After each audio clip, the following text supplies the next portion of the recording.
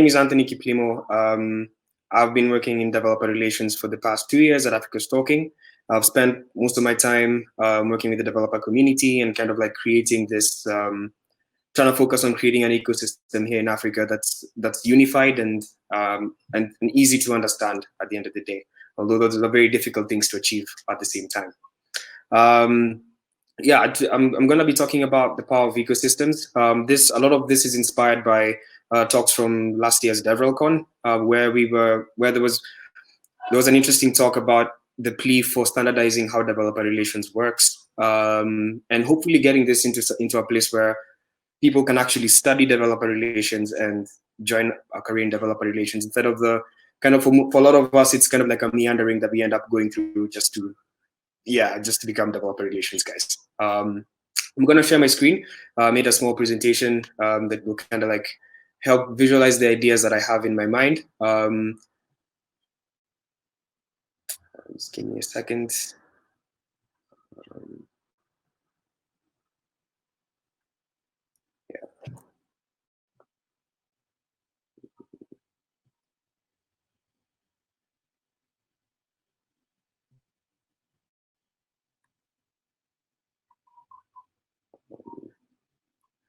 Awesome.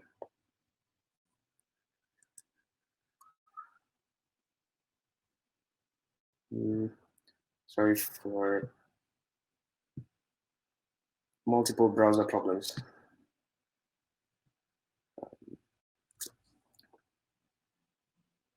Awesome. So yeah, so we'll be going over the power of ecosystems. Let me just present this. My laptop's really slow today. All right. Okay, so I'll be doing a case study of what I've gone through while at Africa's Talking, the kind of realizations I've had about the ecosystem here in Africa, and how other developer relations professionals across the board can tap into what this ecosystem provides. Not only our ecosystem as Africa's Talking and what we're building, but also the other ecosystems within Africa, being built by Google, being built by Facebook and Mandela.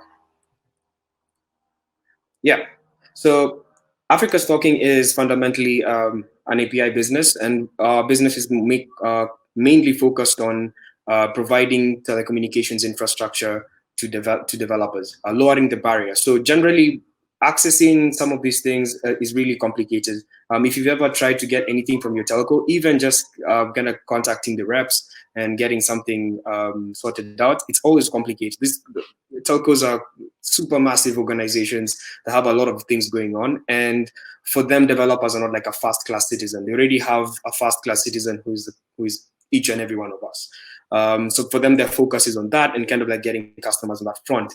However, in Africa, telcos play a very critical role in the underlying economic infrastructure for Africa. So what you realize is that you have telcos on one side who have all these APIs, so all these services rather, SMS, USSD, voice, like you can name them, quite a few. But the key to this as well is mobile money, right? So they not only have the communications infrastructure in place, but they also have the payments infrastructure in place. And they do expose APIs, but it's often very complicated to get access to them. So this is what we do. We basically integrate with the telcos across Africa. So we've integrated with over 30 telcos across Africa. And these are some of the stats from what that work has resulted in. Over 6,000 businesses use us right now, and we have over 40,000 developers, and quickly closing in on the 50,000 developer mark within this year. And that's just a summary of what we do. So my job is right smack dab in the middle, leaning towards the developer side, obviously the developer relations. So I work with developers on an everyday basis. But more recently, or rather, this has been happening, but I just didn't like take too much note of it. The role that Anthony, I'm super sorry to interrupt. We've lost your slides. I think your screen share has disappeared. Oh, sorry. Okay. It's all good. We're all new to virtual conferences. Welcome to the new medium. So while I'm here, actually, I will just briefly mention, we hopefully will have time for Q&A with Anthony at the end of his talk. So as he's speaking, if you think of any questions, please put those into either the Slack or the YouTube chat, and we will make sure we get those to Anthony at the end. Okay, cool. I don't know if we've got slides again yet. Charlie, can you confirm if we're ready to go? Are we back? 1 second. No slides yet. So we are not currently. Oh, there we go. That looks like that was a flicker of a thing. Whatever you just did was working. All right, let me try. Charlie says, "Don't press present." So I guess if you do a screen share, but don't press the present button in your slide software and just have the go full screen instead, that should work. There we go. That was up for a minute there. Is it back? Or It was back. I don't know what you just did, but it then went away again. You had it and then it disappeared. Let me just move this to Chrome. I've been using Firefox to right there. Yeah, that will probably work better. All right, we'll see you very shortly. Okay. Hello, everyone. How are you doing? So please do not forget that we have multiple chat spaces. We'd love to see you in the YouTube chat, and we'd love to see you in the Slack chat. If you are not registered for the conference at 2020.devrel.net, you won't have access to the Slack. So please register to come join us in there. We're having a great time. And other than that, we have free talks for you today, and we will be having a Q&A after each of the sessions. So if you have any questions for any of our marvelous speakers, there will be time between the sessions before we break in between each session to get those questions in and to get those insights direct from those fantastic speakers. We've already heard from our sponsors at IBM Japan, Yasushi Osano, and now we've got Anthony talking to us from Africa's Talking, which is a communications API for Africa. And there we go. We look like we have slides. Good fix there. Awesome. Cool. Back over to Anthony. Awesome. Yeah.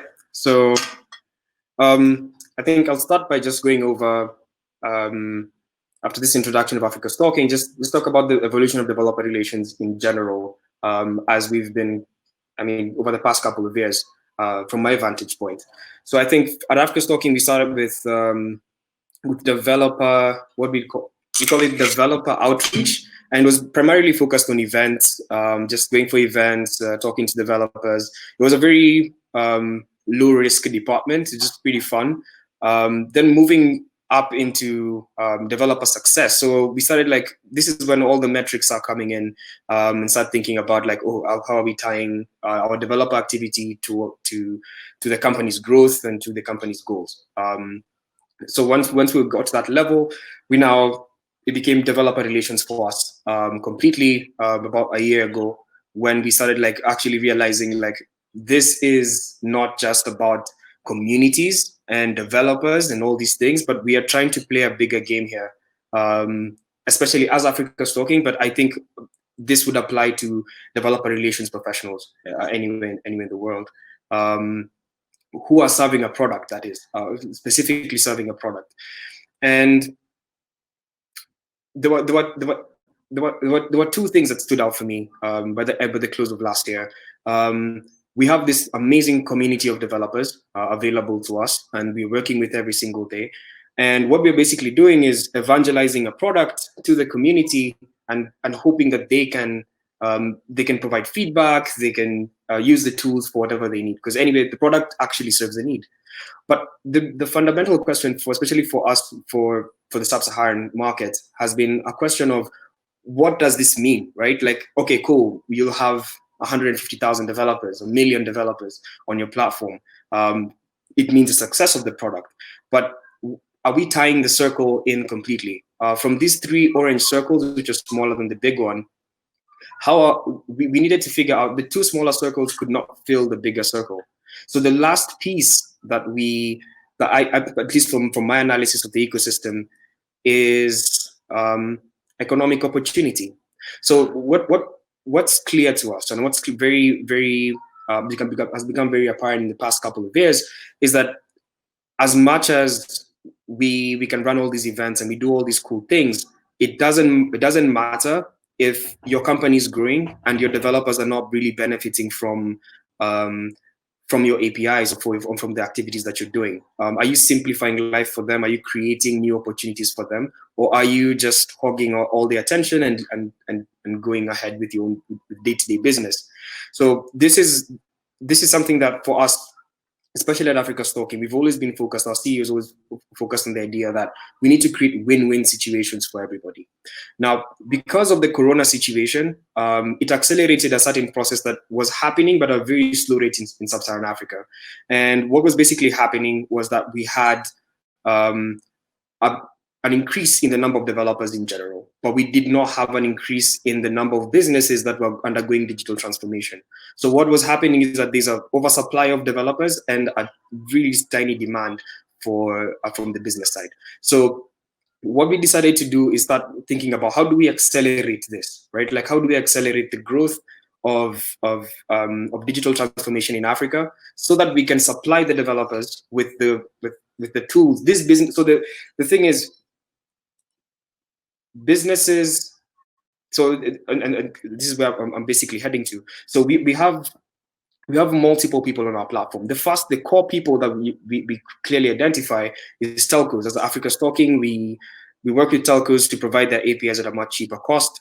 We work with developers who are the consumers of these APIs, but we also work with NGOs, with startups, with SMEs. We have all these people around us, and we have to figure out, are they just like instances of a customer that we talk to separately with separate departments and all those things, or are we kind of like unifying our communication to help each one of these people see the same, that they all help one another to create more value for each other?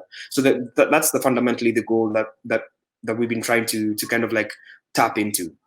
And this is coming from, so when we're talking about recognizing multi-sided platforms, especially now for any other developer relations professional out there, trying to identify who are the various different customers and how can they help one another and how can they create value on top of the existing platform that you have.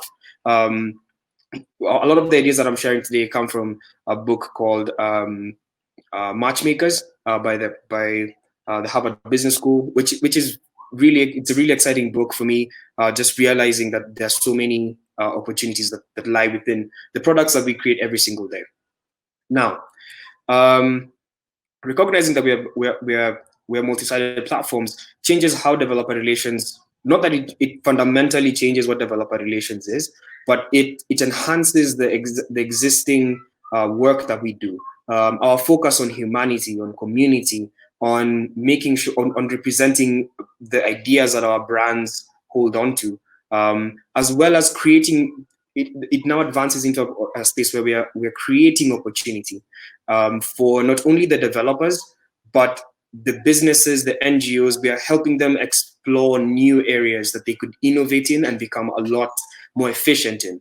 And this kind of like forces us to think of this not just as a community. When your community is composed of developers, of SMEs, of startup founders, of all these people, it's no longer just a community. It's an ecosystem. Communities carry this lightweight aesthetic to it, which is not a bad thing. I think it's a good thing. It simplifies how we communicate. But ecosystems now begins to carry some weight that shows the actual work that DevRel does, especially within this ecosystem.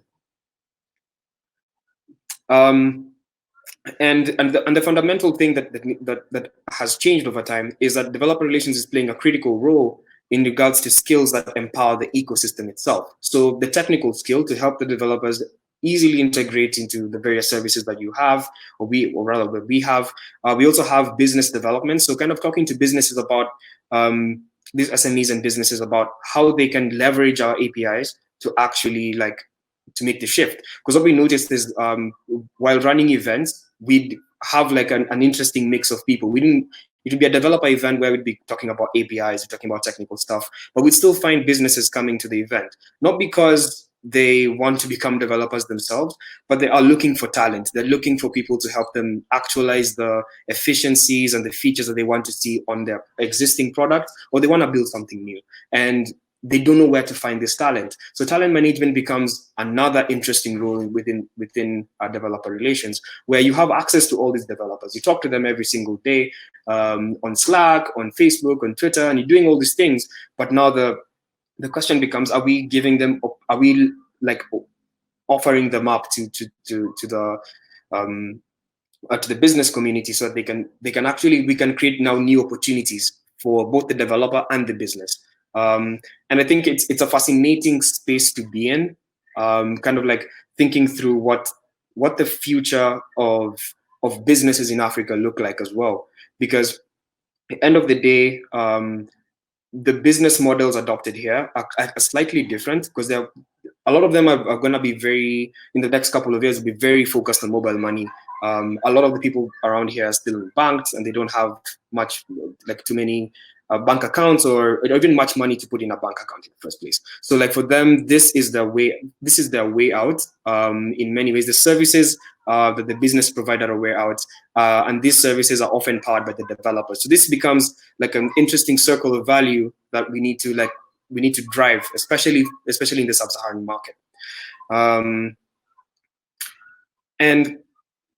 And this brings us, I think, in every single DevRelCon I've attended, there's always the conversation of metrics and all these different things. And what I notice is that in every single country and every single company, the metrics slightly vary, because we are also dealing with different products, and the success of a product is measured differently depending on the service you're providing. However, I still think, and this kind of like leads into like developer relations in general, I think still has some ways to go in order to formalize and like to amalgamate into something solid. However, it's beautiful at how it's changing and evolving in every single market. I mean, we're looking at the US, basically among the US and advanced markets, kind of like started this whole revolution around developer relations. But as it's cascading into third world countries or other developing markets, it's taking new forms. It's adapting and it's changing to serve the needs of not only the community, the developer community here, but also to serve the general ecosystem now. The businesses, they need to understand the value of technology. They need to understand the value of having a developer on your team. What does that mean? And I like to make this joke that not a joke, but like I like saying that developers are basically the office clerks, all the file systems, all those things are basically have been folded into the development, into the developer. The developer runs the databases. The developer will be the one kind of writing out business logic, which business logic is just a mapping of existing business processes just being turned into code. And that's really something beautiful that we are starting to see here in Africa, and we are hoping that in the next 5 years or so, we can start speaking of really interesting things happening within the ecosystem. Yeah, so as I mentioned, like the metrics are a really complicated topic to talk about in DevRel, because there's stuff like vanity metrics. So like how many signups happen, not that they're bad. I'm just saying that we tend to focus on that quite a lot. So like, how many people signed up, how many events did we hold, how many people tweeted, how many people did all these things. But what we've seen at Africa Stalking is that sometimes especially during this Corona period, just a cheat I'm trying to like implement on my side. I believe in a lot more of quantity before quality, especially for online events. What we are looking at is, for example, running very low-key events for us, like having 50 people, 100 people join our calls and just hang out with us and Q&As and all this fun stuff, reducing the technical complexity of handling events, just to make sure that we are able to have also that one-to-one connection. And I think one of the challenges, I just put in some of the metric systems that have come up with DevRel over time. So there's the app model, the app funnel. So the app funnel was very useful especially for us in the beginning, because we were able to identify where we were going. But it didn't help us understand like what we needed to kind of like really track, right, at the end of the day. So the Orbit model is a fantastic model that kind of like really helps. And shout out to the Orbit team for the amazing work they're doing. The Orbit model kind of like gave the developer relations community something that was simple, easy to understand, and made a hell of a lot more sense to our management teams compared to what we had before.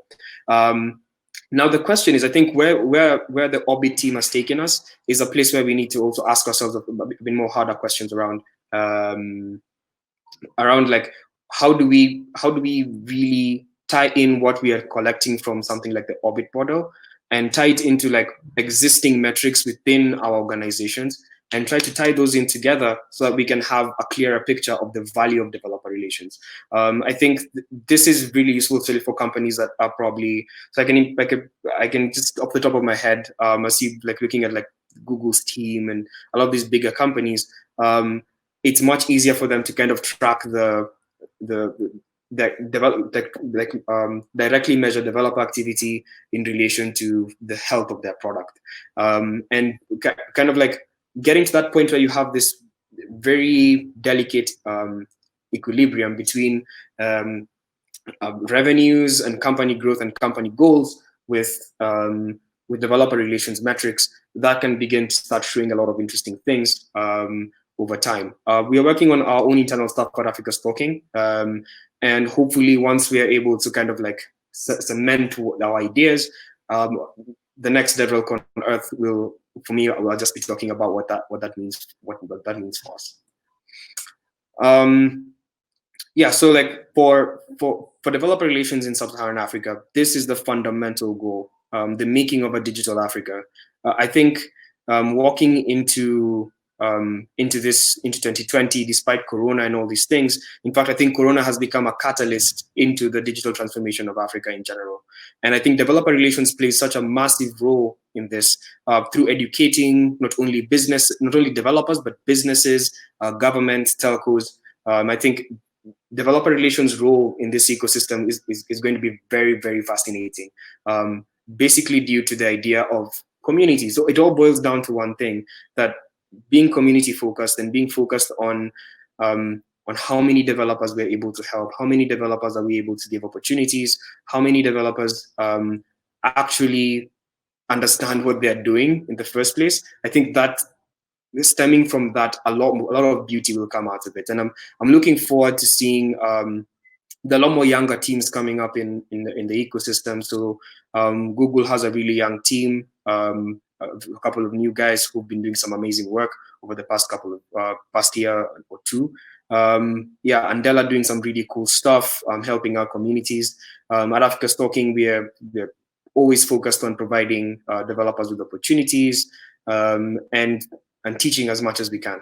So like seeing this fundamental change, it's easy to see how developer relations is basically the catalyst to developed economies. As we're walking into the fourth industrial revolution, we definitely need to prepare as developer relations guys to take up the mantle of helping out evangelize technology not only to developers but to the rest of our communities, the ecosystem in general, as the talk says.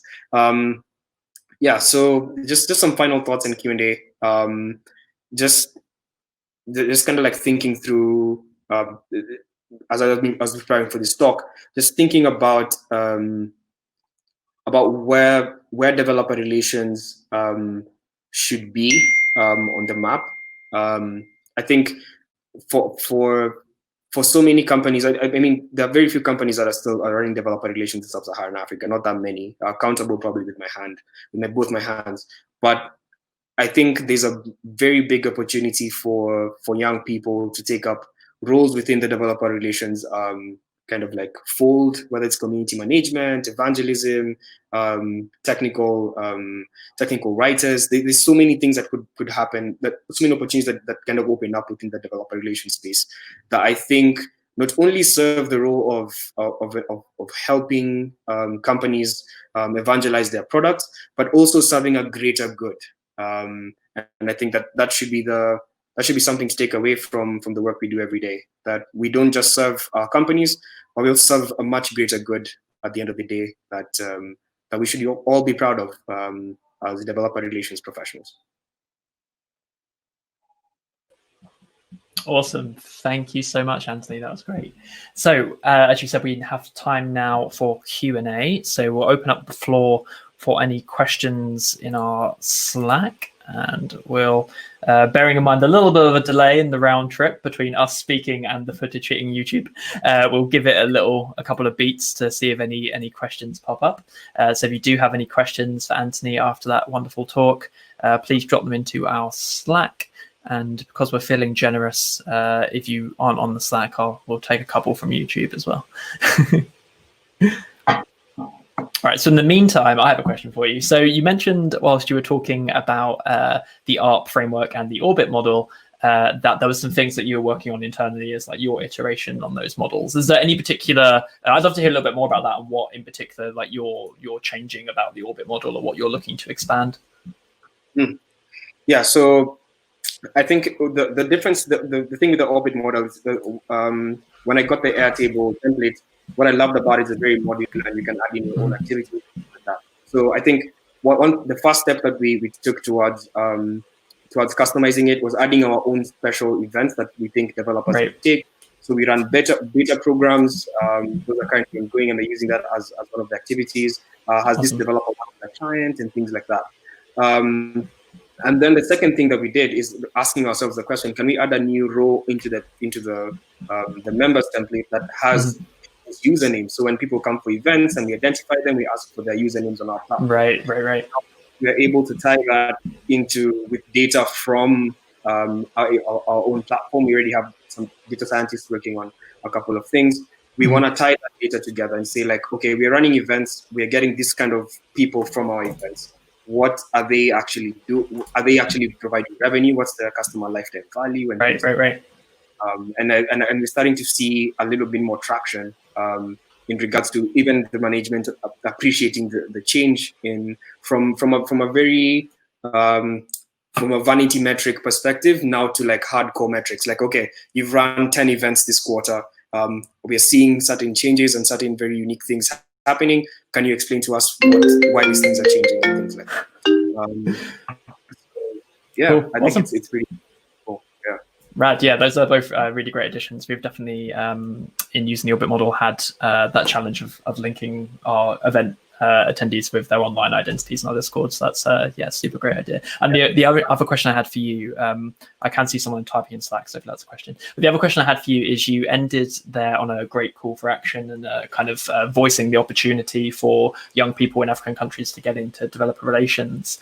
How would you recommend that someone who's maybe like a new graduate, an early career developer, go about getting their start in these roles? I think the first step for someone trying to get into the market now is kind of like, I think articles and kind of like starting to do technical writing is very important, because that be part of your job once you become a developer relations professional. But starting to do that, putting your word out there. What are your views? I think a lot of companies now, especially the companies that are taking up developer relations guys, startups or SMEs. The bigger companies that could do that, I don't think they'll make it anytime soon.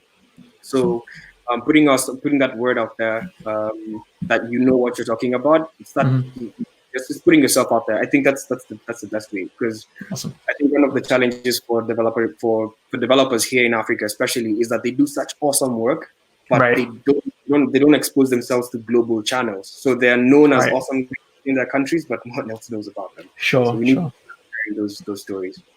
Interesting. Okay, cool. And we've got a question for you from Eric in the Slack.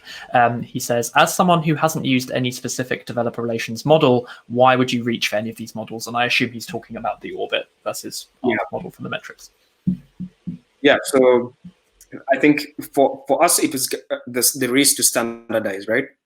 As I said, like from last year's DevCon, I think one of the call to actions was kind of like starting to normalize some of these things about developer relations. So we kind of worked on our own internal models that were not as detailed as what Orbit had worked on or the app funnel had done. So it was just, this is better than what we have. Let's move towards it and see how we can augment it into something that fits our needs a lot much better. So it's not just adoption, but adoption and customization. I think that those are the natural steps to any of these things.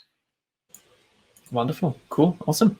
I hope that answers Eric's question. So I think, let me just quickly check over. No, I think we're all good. So I think that's all of the questions we had. Again, thank you so much, Anthony, for that brilliant talk.